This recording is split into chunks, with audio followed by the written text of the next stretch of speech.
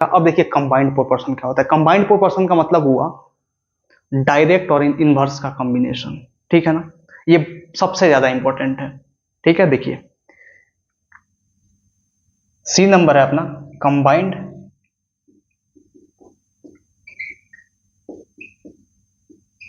Proportionality.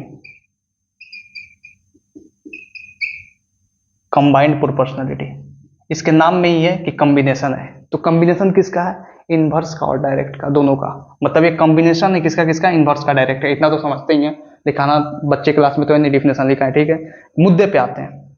मुद्दा क्या है? सीधी सी बात है, अगर मान लो x directly proportional to x directly proportional, इसे दिखाओ x directly proportional to m/n।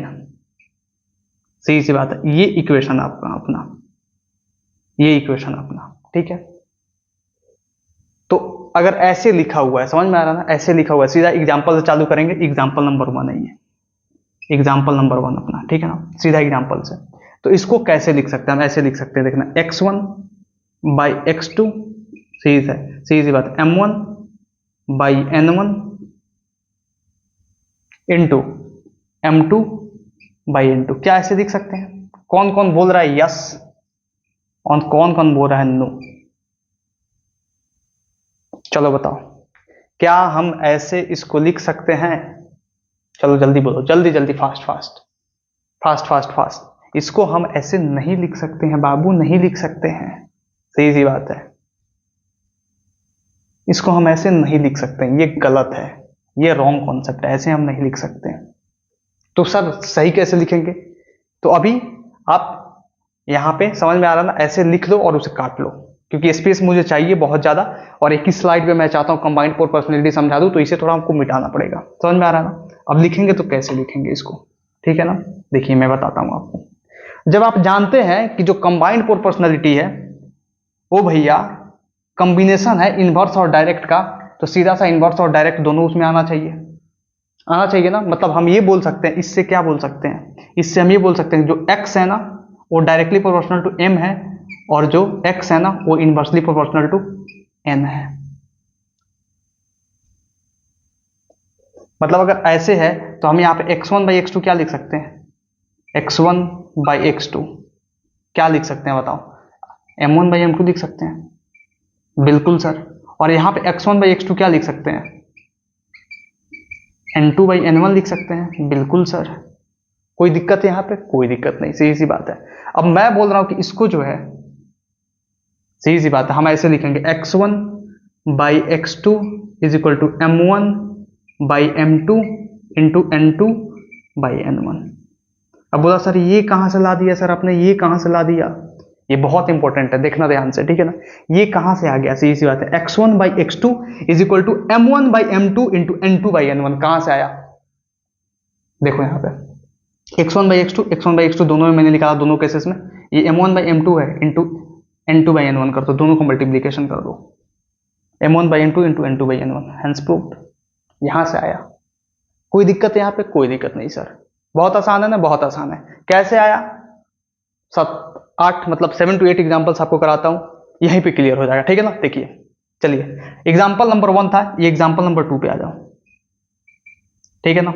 जैसे मान लो y directly proportional to m square by n है, तो इसको कैसे करोगे? चलिए चलिए सोचिए जल्दी फास्ट, कैसे कीजिएगा इसको? इसको कैसे कीजिएगा? सीधी सी बात है, अब इसको लिखने का तरीका वैसे ही होगा जैसे इसको आपने लिखा। कैसे? इसको लिखो। अब ऐसे तो करने जाओगे नहीं, सीधी सी बात है। देखो सीधी सी बात है, कैसे करोगे? यहाँ पे देखो, सुनो सुनो, बहुत बढ़िया है सुनना। x1 by x2 equal to m1 by m2 आपने क्यों लिखा? क्योंकि ये डायरेक्टली प्रोपोर्शनल में था। तो अगर x directly proportional to m होता तो इतना आप लिखते, बात लिखते सर, सीधी बात है।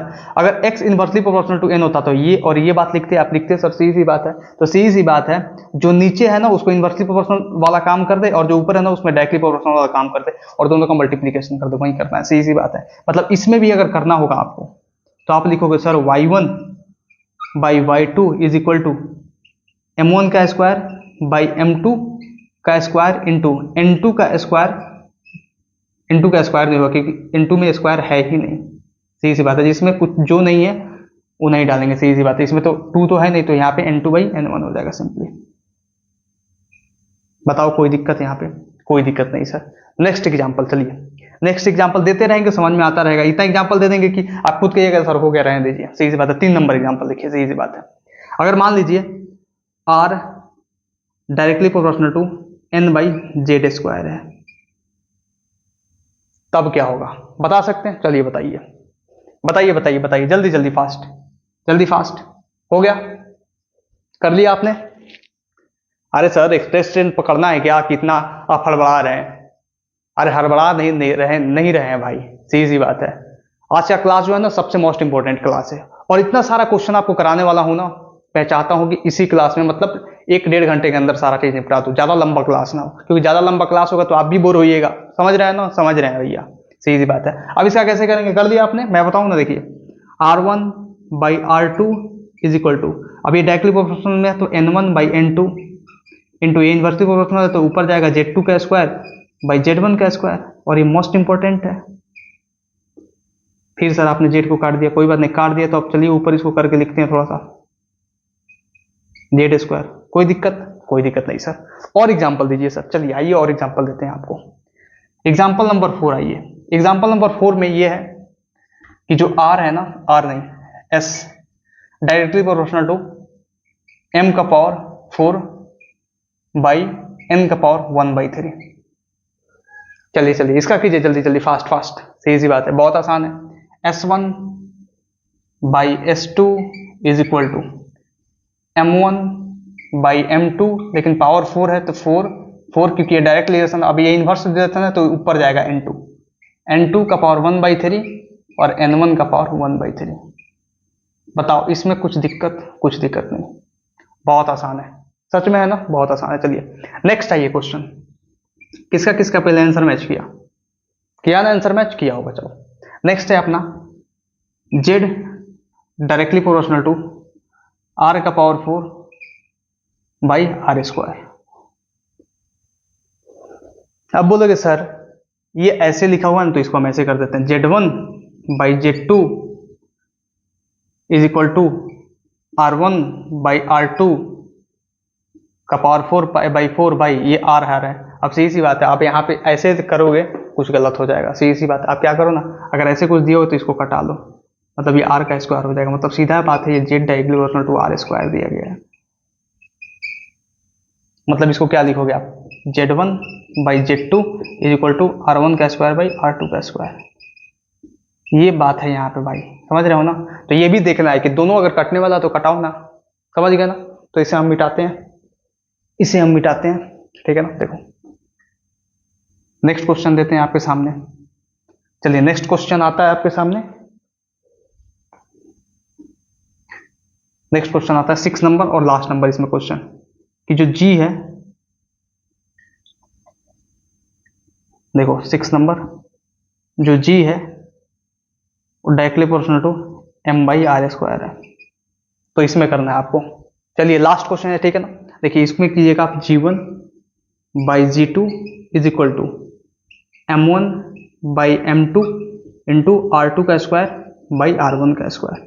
बहुत सिंपल तरीका से ये संपन्न हुआ, कंबाइंड प्रोपोर्शनलिटी। डायरेक्ट प्रोपोर्शन आपने समझा, x directly proportional to y हो तो सीधी सी बात है, x1 by x2 equal to y1 by y2, सीधी सी बात है, खत्म।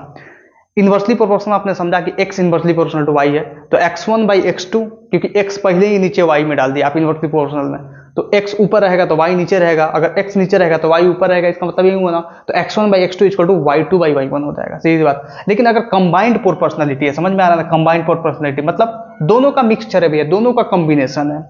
तो इसमें क्या होगा, x directly proportional to m by n है, मतलब x directly proportional to m भी है, x inversely proportional to n भी है, मतलब दोनों का तड़का लगेगा, मतलब दोनों का निकालो आपस में मल्टीप्लाई कर दो, सीधी सी बात है। तो x directly proportional to m है तो उसका m1 by m2, x inversely proportional to n है उसका n2 by n1, n2 by n1 खत्म। और वैसे ही सारे एग्जांपल में ये सब कर देना है, ठीक है?